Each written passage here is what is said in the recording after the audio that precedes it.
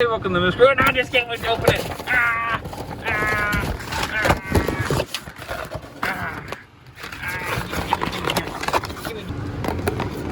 And there we go. Yay!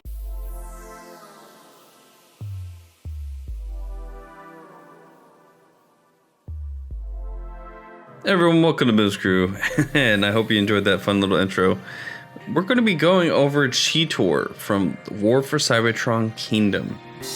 Here he is in his beast form. And something I've noticed with this figure is that the spots are not quite stickers, but they're...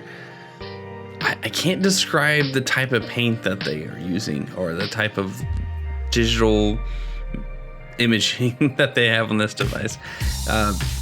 It's like a shiny coat, and it's easily prone to scratching, as you can kind of tell above the left eye and the nose.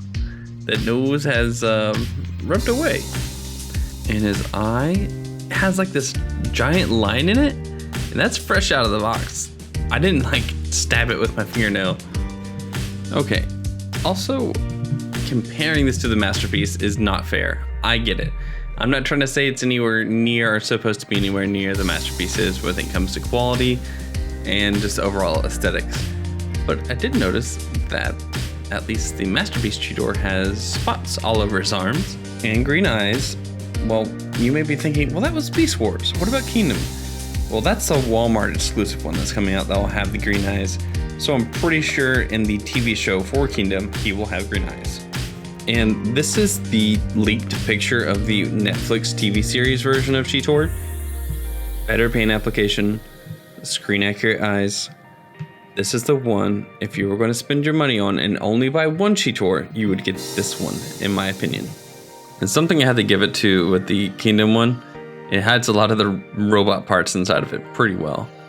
The Masterpiece unfortunately shows a lot of the bot that's inside of the cheetah, while the Kingdom figure still shows a whole bunch of the bot mode coloring in the back legs. It's less noticeable, especially in the front chest area. Overall though, it does it well. It is a cheetah in good articulation. And the Masterpiece has a butt, little brown butt right underneath the tail. Alright, and here's him compared to Kingdom Megatron, Masterpiece Cheetor, of course himself, Paleo Trex behind him, and who can forget Cyberverse Moon Cheetah, and the Bumblebee from the Deluxe class. And for giggles, let's compare him to the Cyberverse Moon Cheetah Cheetor. And before we get into articulation, we need to talk about a big issue. One of the parts of his neck is extremely thin compared to the other, and also extremely prone to breaking. Some people may think, what's the big deal? You'll barely see it. Sure, I guess. And I get that some people are saying it's a kid's toy. What do you expect? I don't know. I just expect a kid's toy to be able to be more durable, if that's your argument. And you know, the little tab in the back that's supposed to secure the head in, I'm not even talking about that. Apparently that breaks for just everyone. All right, well, let's get back to more fun things. Let's do the articulation.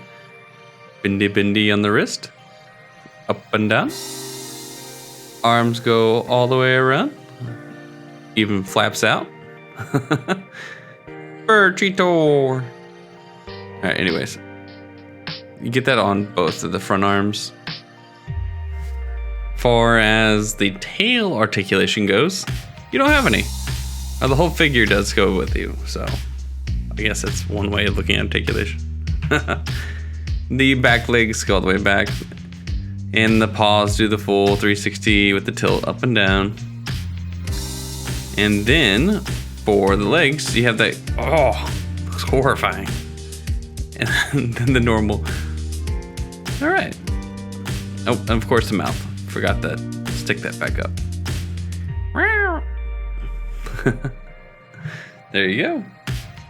The actual transformation I'll save for the very end, and I'll just tag it at the end. No commentary over it.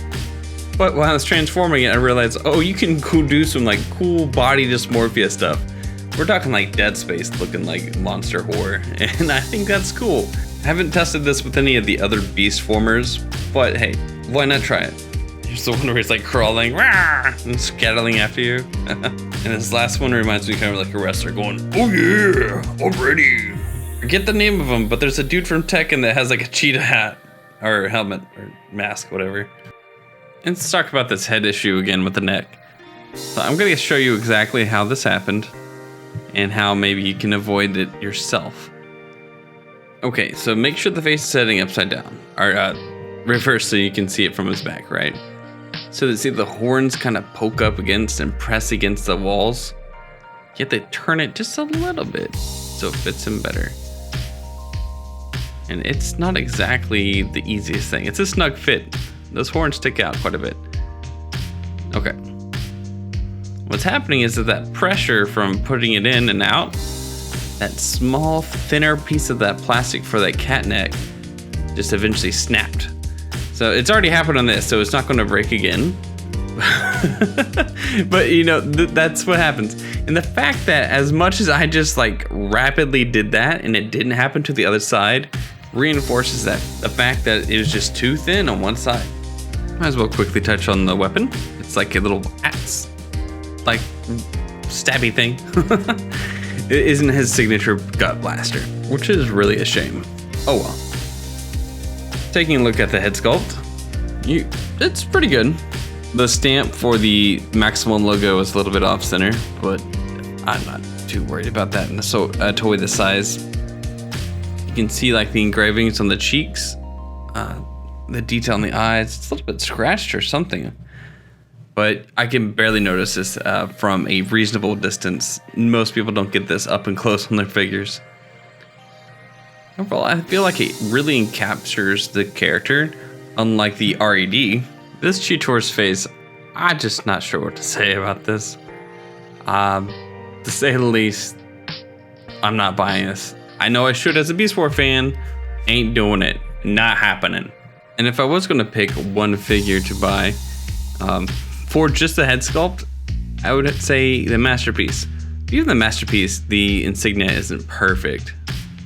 But the kitty cat faces. Meow. Now, take a look at the Kingdom Cheetor again. And the back kibble in this guy isn't that bad.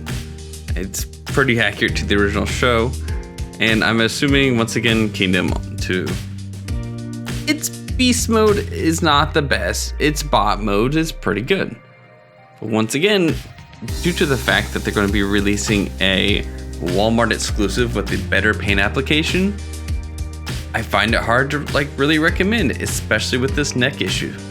I will say it's a step up from the Cyberverse in some ways. What was kind of charming about the Cyberverse one is that it was simplistic, like minimal back kibble. It looked nice. I don't have the original, but if I did, I would have it up here. If you could save up and buy any of these, which ones would you buy? I myself, I'm happy with the Masterpiece, but if I had to choose between Kingdom and Cyberverse, I'd probably lean towards Cyberverse. You can't deny though, they all look great together.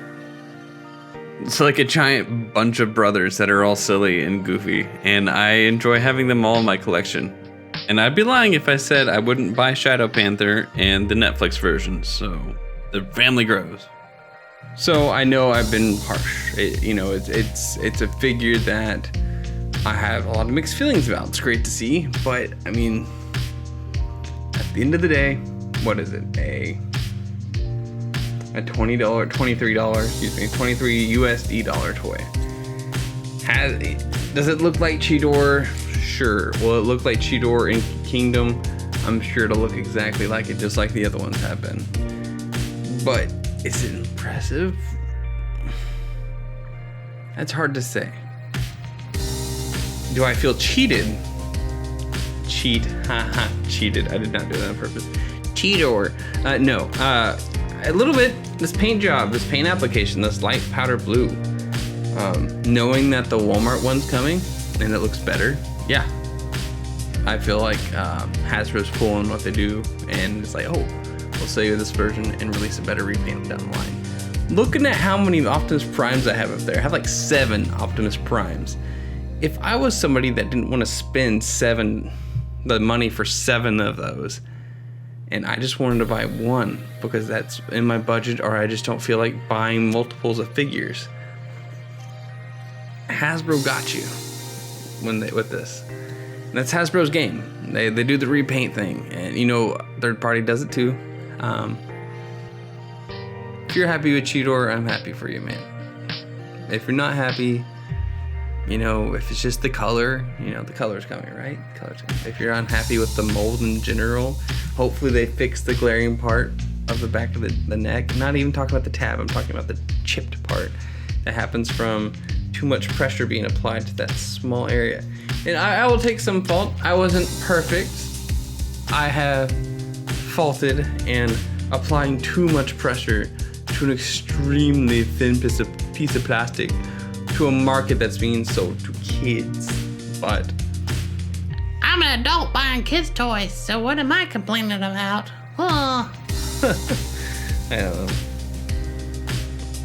Well, that was enough of a rant. For those that you stuck through it, thanks.